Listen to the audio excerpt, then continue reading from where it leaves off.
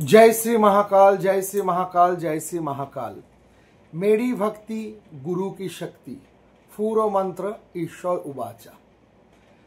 আজকে একটা সুন্দর একটা সাধনা নিয়ে আলোচনা করব। এই সাধনাটা ছোট্ট সাধনা, বেশি দিনের সাধনা না, লেন্থি না, অনলি 7 days, 7 দিনের এই সাধনা। আর এই সাধনাটা কেউ যদি করতে পারে খুব ভালো রেজাল্ট পাবে। অবশ্যই হাতে সময় থাকলে এই সাধনাটা করো। হাতে সময় আমাদের প্রত্যেকেরই আছে, কিন্তু আমরা সময়টা ভুলভাল কাজে অতিবাহিত করি। আমরা অনেক সময় সময়টাকে ভুলভাল কাজে অতিবাহিত করি। দেখো, আমরা বেসিক্যালি বর্তমান দিনে রাত্রি 2-3টে অবধি ফোন ঘাঁটি অনাহাসি, ফেসবুক, হোয়াটসঅ্যাপ, ইনস্টা এসব করি। রাত্রির 2:30-3টে অবধি আমরা করে থাকি একদম। তো ম্যাক্সিমাম মানুষই এখন করে থাকে এগুলো। তো হাতে সময় অবশ্যই আছে। তো আমি বলবো, যারা তন্ত্র মার্গে আছে বা সাধন মার্গে আছে, অবশ্যই এই সাধনাটা করে দেখো, খুব ভালো রেজাল্ট পাবে। আর যদি ভালো রেজাল্ট পাও, যে এই সাধনাটা করবে অবশ্যই আমাকে কমেন্ট করে জানিও কি হলো, বা আমার পার্সোনাল হোয়াটসঅ্যাপে গিয়েও জানাতে পারো। তো যাদের ধরো দেখা যাচ্ছে সবাই করতে পারে এই সাধনাটা, যারা দীক্ষিত, অবশ্যই দীক্ষিতরা। অনেকের দেখা যাচ্ছে দীক্ষা নিয়েছে বা অভিষেক নিয়েছে, গুরুর সাথে কানেকশান নেই বা গুরুর সাথে অনেকদিন যোগাযোগ নেই, কোনো কারণবশত গুরুর থেকে বিচ্ছিন্ন হয়ে গেছে, গুরুর সাথে কানেকশান রাখতে পারেনি। এছাড়া অনেকের দেখা যায় যে দীক্ষা অভিষেক হয়েছে বা দীক্ষা হয়েছে, তার গুরু হয়তো দেহ রেখেছে বার্ধক্যজনিত কারণে বা বয়সের কারণে, অনেক সময় হয়, এগুলো তো হতেই থাকে। তো সেক্ষেত্রে আমি বলবো, এবার দিশাহারা পাচ্ছে না যে কি করব। অনেক সাধকই আছে না, যারা এই সাধন মার্গে আছে, বুঝতে পারছে না আগে কি করবে, এবার কি করব, বা এবার কোনটা করলে আমার ভালো হয়, কি করা উচিত হয়, এটা হয়তো বুঝে উঠতে পারছে না। তো সেক্ষেত্রে আমি বলবো, আমি যেই সাধনাটা বলছি, এই সাধনাটা খুব ছোট্ট সাধনা। যদি এই সাধনাটা কেউ করতে পারে তো খুব ভালো ফল পাবে। 7 দিনের সাধনা, বেশি না। দেখো, যে কোনো জিনিসই অভ্যাসের ব্যাপার। তুমি 7 দিন যদি ঠিকভাবে না করো, তাহলে আমার কিছু করার নেই। এবার 7 দিন ভাবে তুমি যদি 7 দিন পুরো নিয়ম মাফিক এই সাধনাটা করতে পারো, অবশ্যই খুব ভালো রেজাল্ট পাবে বা খুব ভালো ফল পাবে। ফল থেকে, রেজাল্ট থেকে আমি বলবো পথের দিশা পাবে, নতুন কোনো পথের দিশা বা নতুন কিছুর দিশা অবশ্যই পাবে। অনায়াসে এই সাধনাটা 7 দিন করে নেওয়া যায়। আর এই সাধনাটা করার জন্য কোনো শ্মশান কোথাও যেতে হবে না, সম্পূর্ণ বাড়িতে বসেই এই সাধনাটা করে নিতে পারবে। প্রথমত বলি, এই সাধনাটা করতে গেলে যারা হয়তো দীক্ষিত, দেখো, দীক্ষার একটা ব্যাপার আছে। দীক্ষা মন্ত্র মানে কোনো দেবদেবীর মন্ত্র না। দেবদেবীর মন্ত্র অবশ্য দেওয়া হয়, কিন্তু গুরু মন্ত্র, এই যে গুরু মন্ত্র মানে কিন্তু অনেকেই ভাবে হয়তো কালীর মন্ত্র আমাকে আমার গুরুদেব দিয়েছিল, এটাই গুরু মন্ত্র, বা শিবের মন্ত্র দিয়েছিল, এটাই গুরু মন্ত্র না। গুরু মন্ত্র মানে তুমি যে পরম্পরা থেকে দীক্ষিত, গিরি, পুরী, হরি, সরস্বতী, নাথ, চিত্তনাথ, যে কোনো পরম্পরা থেকে, অঘোর পরম্পরা হোক, যে কোনো পরম্পরা থেকে দীক্ষিত হও, বা তুমি রামকৃষ্ণ মিশন থেকেও দীক্ষিত হও, একটা গুরু মন্ত্র দেওয়া হয়। ধরো, যারা রামকৃষ্ণ মিশন থেকে দীক্ষিত, তাহলে ঠাকুরের একটা মন্ত্র তাকে দেওয়া হয়। যারা নাথ পরম্পরা থেকে দীক্ষিত, তাদের গোরখনাথের মন্ত্র দেওয়া হয়। যারা উদাসীন পরম্পরা থেকে দীক্ষিত, তাদের বাবা শ্রীচন্দ্রদেবের মন্ত্র দেওয়া হয়। যারা অঘোর পরম্পরা থেকে দীক্ষিত, তাদেরকে অঘোরেশ্বরের মন্ত্র দেওয়া হয়। এবং বিভিন্ন পরম্পরায় একটা গুরু মন্ত্র হয়। গুরু মন্ত্র মানে অনেকেই জানে, গুরু মন্ত্র মানে ওয়িং বীজটা একটা ন্যাচারাল গুরু মন্ত্রের বীজ। এটা আমরা সবাই জানি, সব বই খাতায় সবেতেই আছে ওয়িং গুরুর বীজ, বা ওয়িং সরস্বতীর বীজ হিসাবেও দেওয়া হয়। কিন্তু আমি ওয়িং বীজের কথা বলছি না, পরম্পরার যে গুরু বীজ হয়, সেই বীজ দিয়ে কিন্তু এই সাধনাটা করতে হবে। এবার কিভাবে করব সাধনাটা আমরা যে কোনো শনিবার বা মঙ্গলবার থেকে শুরু করতে পারি। যে কোনো, সেটা কৃষ্ণপক্ষ হোক বা শুক্লপক্ষ হোক, সেটা কোনো ম্যাটার করবে না। যে কোনো শনিবার বা মঙ্গলবারে আমরা সাধনাটা শুরু করতে পারি। সাধনাটা টোটাল করতে আমাদের 7 দিন লাগবে। এবার সময় কি, এই সাধনাটা করতে হলে আমাকে বসতে হবে রাত্রিবেলা 12টার সময়, ডট 12টায় আমি সাধনাটায় বসবো। 3টের মধ্যে আমার কাজটা কমপ্লিট করতে হবে, 3টের মধ্যে কমপ্লিট করতে হবে। এবার এই সাধনাটা কি হবে, এই গুরু মন্ত্র নিয়েই কিন্তু সাধনাটা হবে, আর গুরুই কিন্তু পথ দেখাবে। এবার একটা তোমাকে তামার লোটা, তামার এরম সাইজের একটা মোটামুটি একটা গামলি টাইপের তামার বাটি, বা তামার একটা হাঁড়িও নিতে পারো বা গামলিও নিতে পারো, যেটার মধ্যে তুমি পরিষ্কার জল ভর্তি করে রাখলে সামনে। রাত্রিবেলা যখন তুমি সাধনায় বসছো, আগে এটা বলে নিই, ধরো স্থানকাল পাত্র বলে একটা ব্যাপার থাকে, পরিষ্কার পরিচ্ছন্ন হয়ে শুদ্ধ হয়ে রাত্রিবেলা স্নান টান করে তোমাকে 12টায় কিন্তু বসতে হবে আসন পেতে উত্তর দিকে মুখ করে। আসন পেতে উত্তর দিকে মুখ করে বসবে। অবশ্যই একটা ঘিয়ের প্রদীপ জ্বালাবে। প্রদীপটা এমনভাবে সেট করবে যাতে প্রদীপটা 2 থেকে 3 ঘন্টা অন্তত প্রদীপটা জ্বলে। একদম তোমার সামনে একটি ঘিয়ের প্রদীপ জ্বালাবে। আর চন্দনের গন্ধ বা সুগন্ধ, কোনো উগ্র গন্ধ না, একটু হালকা অর্গ্যানিক জিনিস হলে ভালো হয়, এরকম ধূপকাঠি, বা তুমি যদি ধূপকাঠি নাও জ্বালাতে চাও, কিছু জড়িবুটি পাওয়া যায়, শাং পাওয়া যায়, এগুলো ধরিয়ে দিতে পারো। বা নালে পালোসান্থ বলেও একটা জিনিস পাওয়া যায়, এগুলো ন্যাচারাল জিনিস, ধরাতে পারো। ধরিয়ে একটু ধোঁয়া দেবে হালকা করে, খুব বেশি ধোঁয়া দেবে না, খুব হালকা করে, যাতে একটু সুন্দর বাতাবরণ হয়, একটু হালকা সুন্দর গন্ধ আসে। চন্দন কাঠ দিয়েও, চন্দনের গুঁড়ো দিয়েও একটু ধোঁয়া দিতে পারো, সেক্ষেত্রেও হতে পারে। গেল। আর ঘিয়ের প্রদীপ, অবশ্যই করে একটি ঘিয়ের প্রদীপ জ্বালিয়ে নিতে হবে। সামনে কিছু সুগন্ধি ফুল রাখবে। কিছু সুগন্ধি ফুল একটি ছোট্ট পাত্রের মধ্যে রাখলে, তোমার একটি আচমনি পাত্র রাখলে, সেটা পঞ্চপত্র হতে পারে, পঞ্চপাত্র বা কোষাকুষি নিতে পারো, যেখান থেকে তুমি আচমন করতে পারবে। তো আচমনি পাত্র রাখলে তুমি তোমার আসন, এই সাধারণত কোনো মালার দরকার নেই। আমাদের যে জপের মালা থাকে, এখানে কিন্তু কোনো মালা টালার দরকার নেই। এই কয়েকটা জিনিস নিয়ে তোমাকে বসতে হবে। আর ওই যে জলটা বললাম যে তামার একটা পাত্রের মধ্যে, লোটা, বড় কোনো তামার হাঁড়ি, অথবা এরকম বড় সাইজে একটু গামলি, যাতে তুমি ওর মধ্যে দেখতে পাও প্রতিচ্ছবি, এর এতটা হতেই হবে জায়গাটা। একদম ছোট নিলে সম্ভব না, মানে নিজের মুখটা তুমি দেখতে পাবে এতটা জায়গা চাই সেই জলটার মধ্যে। এবার তুমি দেখে নেবে যে নিজের মুখটা ওই জলটার মধ্যে দেখা যাচ্ছে কিনা, সেই মাপ অনুযায়ী কিন্তু তোমাকে সেই তামার পাত্রটা নিতে হবে। ওটা ভর্তি করে জল নিলে ওর মধ্যে সামান্য একটু অগরু, সামান্য একটু গোলাপ জল দেবে, একদম যত সামান্য গোলাপ জল, যত সামান্য অগরু, আর একটুখানি লাল সিঁদুরের ছিটে, জাস্ট সামান্য দিয়ে এই জলটা সামনে রেখে ঘিয়ের প্রদীপটা জেলে, সুন্দর, যেটা বললাম একটু অর্গানিক ধূপকাঠি হলে ভালো হয়। ধূপকাঠি জ্বাললে বা কোনো রকম ধোঁয়া দিলে সেটা অর্গানিক হতে হবে, বা সুন্দর গন্ধ মিষ্টি, উগ্র যেন না হয়, আর প্রচুর ধোঁয়া যেন না হয়ে যায়, অল্প হবে। একটা নির্জন জায়গায় বসবে তুমি। তোমার বাড়িতে কোনো একটা পার্টিকুলার, তোমার ঠাকুর ঘরে বসতে পারো, বা তোমার যদি পার্সোনাল বেডরুম থাকে, সেখানে একটা জায়গা পরিষ্কার পরিচ্ছন্ন করে বসতে পারো। উত্তর দিকে মুখ করে বসবে। উত্তর দিকে মুখ করে বসবে, মানে আসনে যে তুমি বসবে উত্তর দিকে মুখ করে। সেটা রাত্রি 12টার সময় অবশ্যই তোমায় বসতে হবে। আর ওই সময় তোমাকে যেন কেউ ডিস্টার্ব না করে। আরেকটা জিনিস মেনটেন করতে হবে, এই যে 7 দিন সাধনাটা চলবে, এই সাধনাটা চলাকালীন তুমি কোনো রকম কোনো নেশা করতে পারবে না। দেখো, সিগারেট বিড়ি অনেকেই খায়, খৈনি অনেকেই খায়, এগুলো থেকে অনেকে 7 দিন না খেয়ে থাকতে পারবে না, এগুলো কোনো ম্যাটার করবে না। কিন্তু ওই 7 দিন তুমি মদ এইসব খেতে পারবে না, বা কারণ সেবা করতে পারবে না ওই 7 দিন। আর গঞ্জিকা সেবন করা যাবে না, কারণ গঞ্জিকা, ভাং, এই 7 দিন এই কটা জিনিসের সেবন কিন্তু করা যাবে না। তাহলে কিন্তু প্রক্রিয়াটা হবে না। বিড়ি সিগারেট খৈনি, যারা গুটখা খায় সেটা খেতে পারবে, কিন্তু সাধনা চলাকালীন ওই 12টা থেকে রাত্রে 3টের মধ্যে, ওই সময় কিন্তু এই গুটখা সিগারেট বিড়ি এগুলোও খাওয়া যাবে না। সাধনায় বসার আগে একদম পুরো শুদ্ধ হয়ে তোমায় বসতে হবে। তো পবিত্র একটা সুন্দর জায়গায় বসলে, পরিষ্কার পরিচ্ছন্ন, সেটা তোমার বাড়িতে হতে পারে বা ঠাকুর ঘরে হতে পারে। আর যে ঘরটায় কিন্তু তুমি ছাড়া ওই সময় ওই সাধনা চলাকালীন কেউ থাকবে না। আরেকটি বিষয় হলো, যেটা বললাম, ব্রহ্মচর্য পালন করতে হবে তোমাকে। ওই 7 দিন কিন্তু নিজে রান্না করে খেতে হবে। আর অবশ্যই তোমাকে ভেজ খেতে হবে, অবশ্যই ভেজ খেতে হবে, বা সেদ্ধ খাও তুমি, ভেজ খাবে, যাই খাবে, উত্তেজক কোনো পদার্থ খাওয়া যাবে না।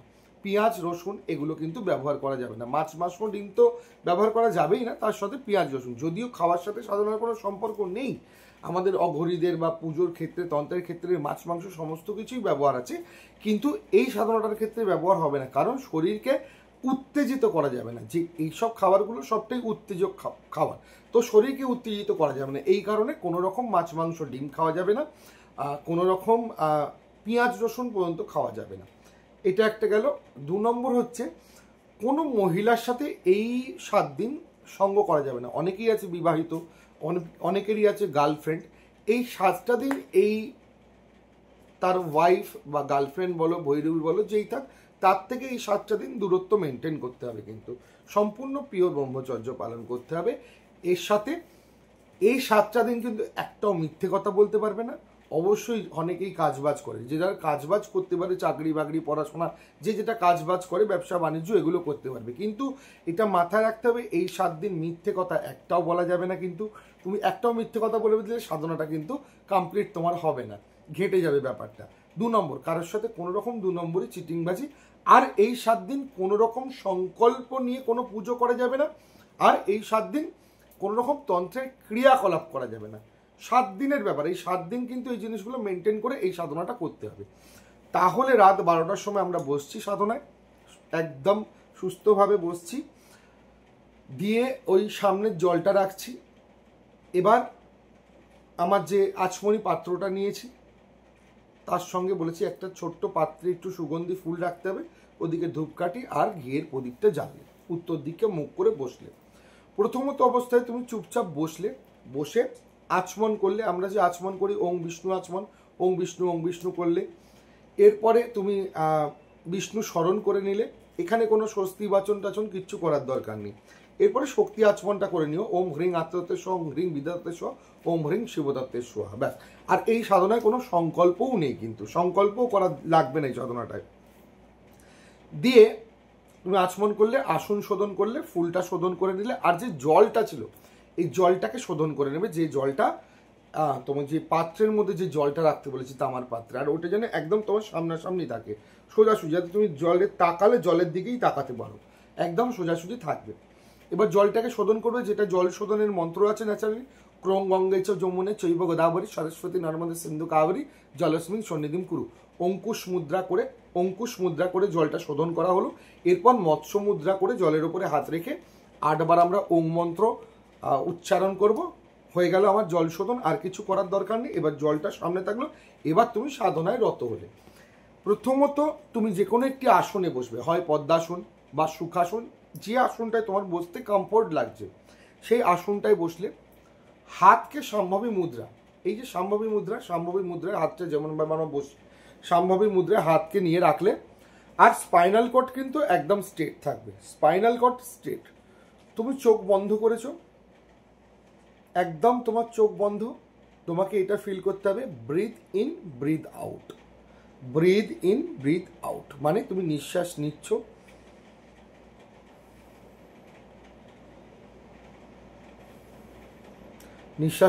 নিঃশ্বাস ছাড়ছ 10 থেকে 20 বার, 10 থেকে 20 বার ব্রিথ ইন ব্রিথ আউট। তার সাথে সাথে তোমাকে শরীরটাকে একদম হালকা করে দিতে, মানে একদম তুমি শরীরটা ছেড়ে দিয়েছো, তুমি স্ট্রেট বসে আছো, আসনে বসে আছো, সম্ভাবী মুদ্রায় আছো, একদম স্ট্রেট তোমার শরীরটাকে ছেড়ে দিয়েছো, শরীর একদম লুজ, হালকা হালকা, শরীর একদম হালকা। তুমি নিঃশ্বাসের উপরে ফলো রেখেছো, তোমার ব্রিদিং এর উপরে ফলো রেখেছো, ব্রিথ ইন ব্রিথ আউট। তুমি তোমার শ্বাস প্রশ্বাসের মধ্যে ফলো রাখো। দিয়ে তুমি এবার আস্তে আস্তে যখন তোমার মনে হচ্ছে 10 থেকে 20 বার breathe out, breathe in breathe out হয়ে গেছে, এবার তুমি তোমার সেই গুরু মন্ত্র জপ করো। কোনো মালা না, হাতেও করে গুনবে না, কিচ্ছু না। সম্ভাবী মুদ্রায় যেমন তুমি চোখ বন্ধ করে বসে আছো সেমভাবে চোখ বন্ধ করবে, তোমার দৃষ্টিটা আজ্ঞায় রাখবে, একদম আজ্ঞায় দৃষ্টি, চোখ বন্ধ করে আজ্ঞায় দৃষ্টি রাখবে। রেখে তুমি তোমার গুরুর মুখটাকে স্মরণ করো। তোমার দীক্ষা গুরু না, তোমার পরম্পরার যিনি হেড, যারা গোরখনাথ পরম্পরা দীক্ষিত, তারা গোরখনাথের মুখটাকে চিন্তা করবে, গোরখনাথের স্বরূপটাকে কল্পনা করবে আজ্ঞার মধ্যে, দিয়ে ওনার মন্ত্রটা জপ করলে। যারা উদাসীন তারা বাবা শ্রীচাঁদদেব, যারা কিনারাম পরম্পরায় তারা কিনারাম বাবার মুখটাকে আর কিনারাম বাবার মন্ত্রটাকেই তারা জপ করবে। এইভাবে যে যে পরম্পরা, সেই পরম্পরার প্রবর্তকের বা যার থেকে পরম্পরা শুরু তারটাকে কল্পনা করে, তাকে কল্পনা করতে হবে তার মুখটা, এবং তোমায় তার বীজ মন্ত্রটা জপ করতে হবে। মুখটা কল্পনা করছো, তুমি শ্বাসের ওপর ফলো রেখেছো, মন্ত্রটা তুমি কিন্তু মুখে বলছো না, তুমি মন্ত্রটা শুনছো, কন্টিনিউ মন্ত্রটা জপ হয়ে যাচ্ছে তোমার ভিতরে।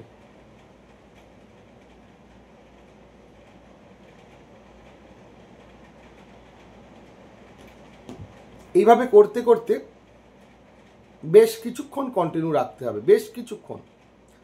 এরপরে আস্তে আস্তে তুমি চোখ খুললে সেই জলটার দিকে তাকাবে। তুমি একইভাবে বসে আছো, খালি তোমার দৃষ্টি মিনিমাম আধ ঘন্টা থেকে 40 মিনিট জপ করার পর তুমি জলের দিকে তাকালে। জলের দিকে তাকিয়ে তুমি তোমার গুরুর মুখটা কল্পনা করছো, মানে যদি গোরখনাথ করো, যেটা বললাম পরম্পরার যে প্রবর্তক তার মুখটাকে তুমি জলের মধ্যে দেখার চেষ্টা করো। তুমি মনে করো যে মুখটাকে তুমি কল্পনা করে এতক্ষণ জপ করলে সেই মুখটা তুমি জলের মধ্যে দেখতে পাচ্ছ। তুমি তাকিয়ে থাকবে জলের দিকে, তোমার শ্বাস প্রশ্বাস চলছে আর তুমি তার মুখটাকে জলের মধ্যে দেখতে পাচ্ছ। এটা ফিল করো, দেখার চেষ্টা করো, আর মন্ত্র জপ করে যাও মনে মনে, মন্ত্র জপ। এইভাবে তুমি ধরো পুরো প্রক্রিয়াটা তুমি বসলে 12টায়, করতে করতে তোমার মিনিমাম 2টো থেকে 2:30 বাজবেই। হয়ে গেল জপ তপ করে। এবার তোমার যেটা করণীয়, তুমি সামান্য জল ওখান থেকে নিয়ে, ওই যে জলের পাত্রটা নিয়ে নিজের মুখে একটু ছিটে দেবে, জাস্ট নিজের মাথায় একটু ছিটে দেবে, অল্প করে নিয়ে নিজের মুখে একটু বুলিয়ে নেবে, নিয়ে তুমি শুতে চলে যাবে। এবার অবশ্যই করে একটা পেন আর ডায়েরি নিয়ে শোবে। তুমি শুতে গেলে, এবার যখন তুমি শুতে যাচ্ছ এই কথাটা 3 বার বলতে হবে। মেরি ভক্তি গুরু কি শক্তি, पूरो मंत्र ईश्वर उवाचा। मेरी भक्ति गुरु की शक्ति, पूरो मंत्र ईश्वर उवाचा। मेरी भक्ति गुरु की शक्ति, पूरो मंत्र ईश्वर उवाचा। এইটা বলে হে গুরুদেব পথ দেখাও বলে তুমি ঘুমিয়ে পড়বে। অবশ্যই ডায়েরি পেন রাখবে। ঘুম থেকে উঠে তুমি রাত্রিবেলা ঘুমের মধ্যে কি দেখেছো বা কি জানতে পেরেছো, কি পেয়েছো, সেটাকে ডায়েরিতে সকালে ঘুম থেকে উঠেই, তোমার ঘুম ভাঙার সাথে সাথে তুমি আগে ওটাকে নোট করে নেবে, কারণ মানুষ এগুলো ভুলে যায়। কিন্তু তুমি যেই দেখার পর তোমার ঘুমটা যখনই ভেঙে যাবে, অনেক সময় তুমি ভয়ও পেতে পারো, ভয়ঙ্কর কিছু দেখতে পারো, খারাপ কিছু দেখতে পারো, দুর্ঘটনা দেখতে পারো, বা ভালো কিছু দেখতে পারো। কি দেখতে পাবে এটা কোনো বলা যায় না, কিছু না কিছু দেখতে পাবে। আর যেটা তুমি দেখতে পেলে সঙ্গে সঙ্গে তুমি ওটাকে টোটাল ঘুম থেকে ওঠার পরেই নোট ডাউন করে রাখলে। এইভাবে 7 দিন করো। এবার 7 দিন করার পর তুমি খাতাটা তোমার পড়ো, যে কী কী আদেশ পেয়েছো, কবে কবে কি পেয়েছো, কি কি তুমি জানতে পারলে। অবশ্যই তুমি করে দেখো, খুব ভালো ফল পাবে আর নতুন একটা পথের দিশা পাবে। ঈশ্বর তোমাকে, তোমার গুরু তোমাকে নতুন দিশা দেখিয়ে দেবে। তুমি যদি মনে করো আমি ভটকে যাচ্ছি বা কোন দিকে যাব, কি করব, কিছু না কিছু দিশা তোমাকে দেখাবেই যে তোকে এবার এই দিকে যেতে হবে, বা এইটা করতে হবে, বা আগামী এটা হতে চলেছে, বা এটা হতে পারে। কিছু না কিছু তুমি সংকেত এই 7 দিন ধরে পাবেই। হয়তো প্রথম দিন পেলে না, সেকেন্ড দিন পেলে, থার্ড দিন পেতে পারো, প্রতিদিনও পেতে পারো, বা চতুর্থ দিন পেতে পারো, বা পঞ্চম দিন পেতে পারো, বা সপ্তম দিন পেতে পারো, কিন্তু এই 7 দিনের মধ্যে তুমি পাবেই। এটা 100% গ্যারান্টি আছে, তুমি যদি ভালো করে এই সাধনাটা করতে পারো। আর এই যে বললাম না, এই পুরো মন্ত্র ঈশ্বর উবাচা, এটার পেছনে একটা কাহিনী আছে। এই কাহিনীটা বলে আজকের ভিডিওটা শেষ করব। যদিও এই ঘটনাটা আমার এক সাধুর মুখ থেকে শোনা, এক সাধুর কাছ থেকে আমি ঘটনাটা শুনেছিলাম।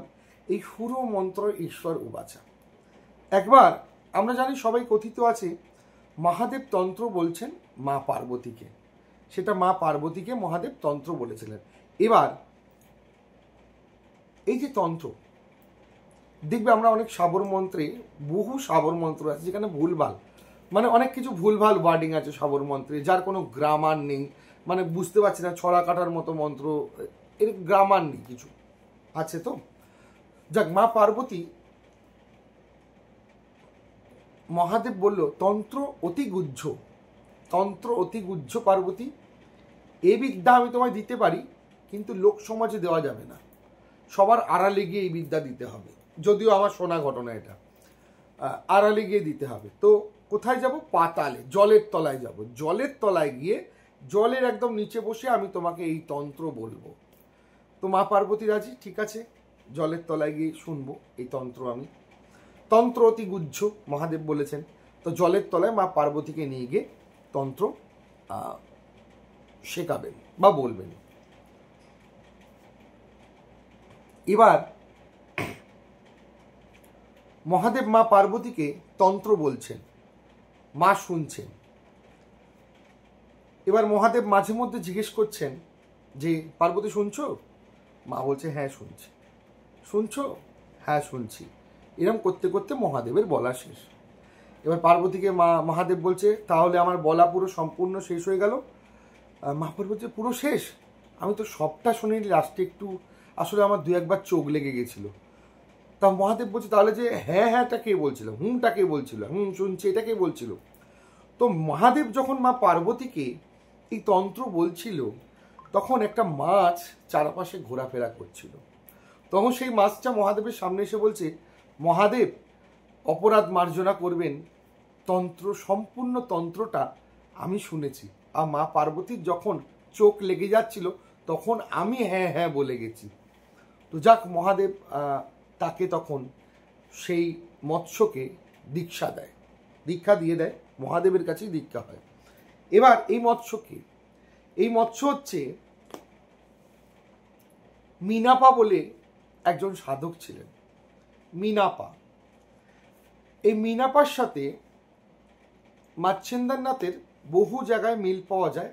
অনেক জায়গায় কন্ট্রোভার্সি আছে যে মিনাপা বা মাচ্ছেন্দ্রনাথ দুজনে একই ব্যক্তি, আবার অনেক জায়গায় বলছে না দুজনে আলাদা ব্যক্তি।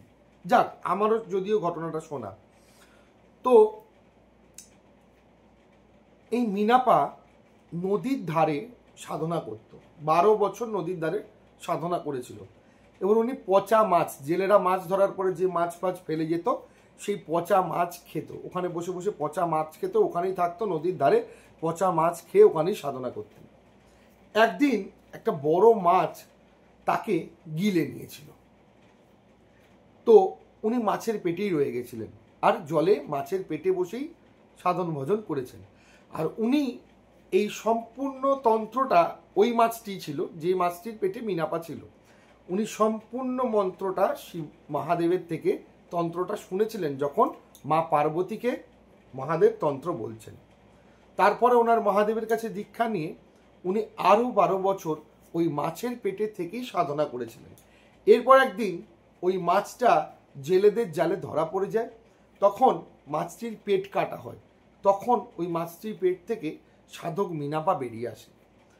এটার সত্যি মিথ্যে আমি জানি না, আমি একজন সাধুর মুখে শুনেছিলাম এই ঘটনাটা, তাই বললাম। এবার এই যে মা পার্বতী সম্পূর্ণ তন্ত্রটা শুনতে পায়নি, কিছু কিছু জায়গায় মায়ের চোখ লেগে গেছিল, তখন মা পার্বতী মহাদেবকে বলেছিলেন আর একবার আপনি বলুন, আমি তো সবটা শুনতে পাইনি, কিছু কিছু জায়গায় আমার বাকি রয়ে গেল, আমার চোখ লেগে গেছিল। তো মহাদেব বলেছিল, পার্বতী তন্ত্র অতি গুহ্য, তো এটা বারবার বলার জিনিস না, আর বলা যাবে না, একবারই শুনে নিতে হয় আমি তোমায় কি বললাম। তাহলে এখন উপায় কি? পার্বতী তখন বলেছিল তাহলে এখন উপায় কি? তখন মহাদেব বলেছিল, মেরি ভক্তি গুরু কি শক্তি, পুরো মন্ত্র ঈশ্বর উবাচা। পুরো মন্ত্র ঈশ্বর উবাচা, এই কথাটার মানে হলো পুরো মন্ত্রটা ঈশ্বর বলেছে। সেটা তুমি যদি যেটুকু শোনেনি সেখানে ভুলও বলে ফেলো, যেই সব জায়গায় তোমার চোখ লেগে গেছিলো ভুলও বলে ফেলো, তুমি তোমার কর্মের শেষে, মন্ত্রের শেষে যদি এই কথাটা বলে দাও, পুরো মন্ত্র ঈশ্বর উবাচা, তাহলে তোমার মন্ত্রে কাজ হয়ে যাবে, কারণ পুরো মন্ত্রটা ঈশ্বরই বলেছে তোমাকে। এই জন্য দেখবে তন্ত্রের বহু জায়গায় বহু মন্ত্রে এরকম দোহাই দেওয়া থাকে, গুরু কি ভক্তি, মেরি ভক্তি গুরু কি শক্তি, পুরো মন্ত্র ঈশ্বর উবাচা, এরকম দোহাই দেওয়া থাকে। আরও বিভিন্ন জায়গায় বিভিন্ন ধরনের দোহাই দেওয়া থাকে, কিন্তু এই দোহাইটা দেখবে তন্ত্রের বহু জায়গায় কিন্তু এই দোহাইটা আছে। তো যাই হোক, এটা হলো ঘটনা। যে সাধনাটা বললাম, অবশ্যই এই সাধনাটা করে দেখো, খুব ভালো ফল পাবে। অবশ্যই যে কোনো জিনিস শুনে রেখে দিয়ে লাভ নেই, যদি আমরা সেটাকে অধ্যয়নই না করতে পারি আমাদের জীবনে, তাহলে আলটিমেট কোনো লাভ নেই। তো আশা করি সময় হাতে মানুষের থাকে, রাত 12টা থেকে 3টে অবধি আমরা মোবাইল না ঘেটে যদি 7 দিন এই সাধনাটা করে নিতে পারি, যারা দীক্ষিত তারাই করতে পারবে, এটার জন্য কোনো অভিষেক লাগে না, কিচ্ছু লাগে না। অবশ্যই ভালো কোনো পথের দিশা দেখবে পাবে, তখন দেখবে অকাল্ট দুনিয়াতে কোনো না কোনো পথের দিশা কিন্তু এই অকাল্ট দুনিয়া তোমায় অবশ্যই দেখিয়ে দেবে। আর সাধনাটা করে অবশ্যই জানিও কেমন লাগলো। আরও নতুন ভিডিও পেতে অবশ্যই কমেন্ট করে জানিও, আমার ভিডিওটি চ্যানেলটা সাবস্ক্রাইব করো, আর তোমরা কি জানতে চাইছো অবশ্যই কমেন্ট করে জানিও। আমি যতটুকু সময় পাবো প্রত্যেক দিন কিছু না কিছু ছোটোখাটো একটি ভিডিও নিয়ে আসবো। প্রত্যেকেই রিকোয়েস্ট করে, গুরুজি আপনি আসেন না কেন, আর ভিডিওতে বহু দিন হলো বন্ধ করে দিয়েছেন। তো যাই হোক, আবার আসবো, নতুন নতুন ভিডিও অবশ্যই তোমরা পাবে, কিন্তু তোমরা কমেন্ট করবে কি বিষয় জানতে চাইছো, কোন সাবজেক্টের উপরে শুনতে চাইছো, অবশ্যই জানাবে। জয় শ্রী মহাকাল, জয় শ্রী মহাকাল, জয় শ্রী মহাকাল।